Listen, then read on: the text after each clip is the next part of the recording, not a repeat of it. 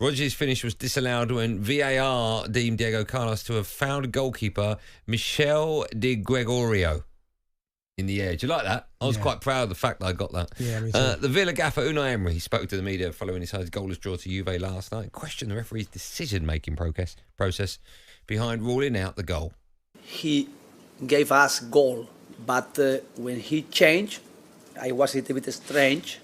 But in cases like that, it's really a confusion because he has to wait for the VAR. Is your understanding that the referee changed his mind without VAR?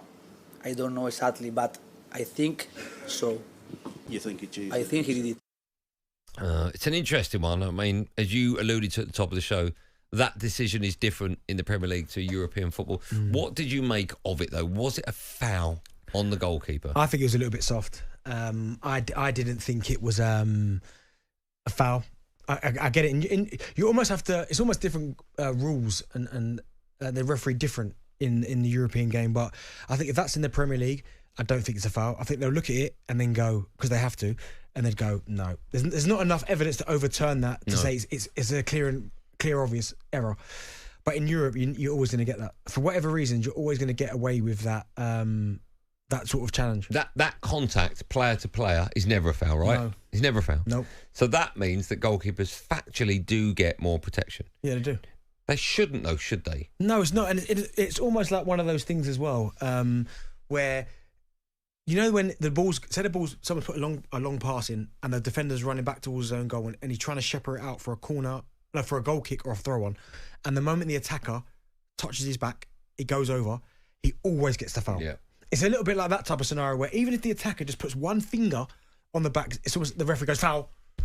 It's a little bit. That's how it used to be with goalkeepers. The moment there was any type of contact with a goalkeeper, they'll go foul. That's it. No, you go. Well, I haven't really touched him, but I do think in the Premier League now, and we've seen it the last couple of seasons, they are starting to clamp down on goalkeepers, like doing that, because the amount of times where goals were getting disallowed, and you're like, it's not even really touched him. Come on.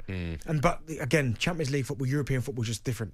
The whole game is governed different by referees. Shouldn't be, though, should it? It shouldn't be, but it is. I imagine, I don't have the rule book in front of me, I imagine there isn't a rule that says goalkeepers should get more the rub of the green. But they do. Yeah, I don't know. For whatever reason. But also, when you think about what they're doing with their body, like if you're an attacker and you're going out for a ball in the air, like a corner or cross or whatever, well, you're going up with your head, right? And the goalkeeper's coming out leading with a fist, sometimes two. Surely the player should get more protection because that's so dangerous. So why do we protect goalkeepers more? I think they started now. Do you? I think it started to change after Onana came out against Wolves, first game of the season, and Wolves didn't get it. Yeah. But from that, I think they've now started to clamp down on that, because that was always one. Goalkeepers would come out, free hit, and you go, well, what about, look at him? Because sometimes goalkeepers go up for a ball and their knees are coming up with them and they're smashing on the shoulders of a striker. I know it was after the whistle. Yeah. Do you remember Pickford's tackle on Van Dijk? Yeah. They put Van Dijk out for ages. Yeah. Nothing given. Nothing. Wasn't even a yellow card, was it? No, because the whistle had gone. Yeah. But my argument with that ruling at the time was always, okay, so he's made that challenge after the whistle's gone, and he's injured to Van Dijk. Van Dijk was out for months, but nothing could be done. So if the referee blows a whistle and I run after someone and go in the face, yeah, the whistle's gone. Well, that's violent conduct, isn't it? No, but still, the whistle's gone. I'm playing devil's advocate here. But for violent conduct, you can get done because you can be sent off after the game's finished and you're walking down the tunnel. But I know what you're saying. I always felt in that scenario the whistle was different. The whistle was irrelevant. If that challenge from Van Dijk was on Pickford, Van Dijk's getting sent off. Yeah, 100%. Yeah. Just a quick word about Aston Villa. If you're a Villa fan, would you be worried about the lack of form in recent weeks? Of course, 8th still in the Premier League. That game didn't affect that. I don't know if you'd be worried, but you would certainly look at the games you've had and you go, I mean, the Palace. When you go from the Bournemouth one, almost kind of derailed them a little bit with the 1-1. Yeah. Then the Palace result wasn't great. Then the Spurs smashing, which I didn't see coming. Club Brugge 1-0. Liverpool 1 is, you go, okay, fair enough. But you are looking at it again. They are leaving a lot of points on the table. I mean, and that's in both competitions they're in. Because you go back to the Premier League, they're 8th now all of a sudden. They were comfortably in that top 4, and people were going, I think Villa might do it again. Do you know what I mean? I think they might get. We've seen it before with clubs. I think Newcastle we saw it as well when they got Champions League football. They don't have either the depth or the inexperience in a competition. Is it hurting them at the moment? It's hurting them a bit, but also as well with Villa. And listen, I've not been in the scenario, but I can only imagine how difficult it must be when you're basically your emotions are doing that. And what I mean by going up and down is you get yourself up, Champions League night, Champions League music, like, come on, let's go. Do you know what I mean? And you go, right, midweek, you got whoever it may be, it's the Champions League, biggest cup competition. And again, no disrespect, yeah. No, go on. Who are you going to slag off? No, but my point is... Who's this team's going to be... Oh, this is awful. No disrespect, but if you've got Bournemouth... Right. Go on, is that where you're going? Yeah, that's right. No, because... Why you go Ipswich? No, because they haven't got it. No. Stick Ipswich in there. No, but this is what I'm talking about, right? You're vile, man. That's what I do. So they've got Bayern Munich, right, midweek, Champions League, win 1-0. Here we go, lads. And then they come back, Man United. See, just because I threw Ipswich in there... But in this... A smaller team, I know what in this instance, they play Bologna, Champions League, 2-0, and then at the weekend they come back and they've got Bournemouth. And again, that's no disrespect to Bournemouth because great club. Well, it's huge. But that's actually disrespect. Well, it's not really because it's Champions League. I'm talking about Champions League matches. Oh, okay. Do you know what I mean? So the emotions, Champions League football, to drop it down. You're not going to Bournemouth anytime soon, no, you know, even domestic football, going back to like a Premier League game, must be a little bit like, ooh.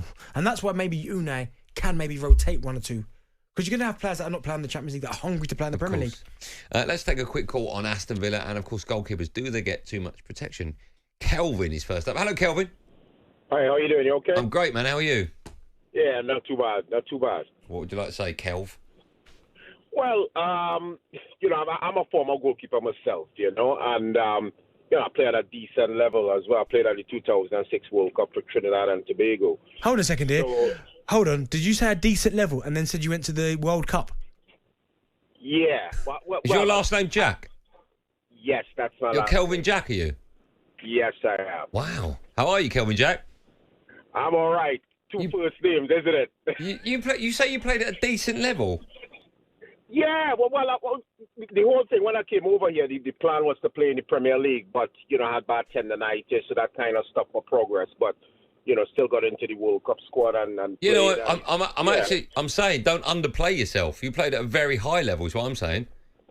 Yeah, so it's not easy to do. I'll say that. It's not easy to do, but I could have done more. Yeah, so listen, I don't think goalkeepers get enough protection, and let me explain why. When you go up for the ball as a goalkeeper, you completely expose yourself in terms of your hands are in the air. It's different when a player goes up to challenge for a ball where you use your arms as leverage. So you may use your arm as, I don't know, as a ladder on someone's back or something to get a header. But when you go up for a ball, your hands are in the air. You're concentrating entirely on that ball. If you get hit at that time, honestly, you could get seriously injured. Now, last night, I don't think that was a foul.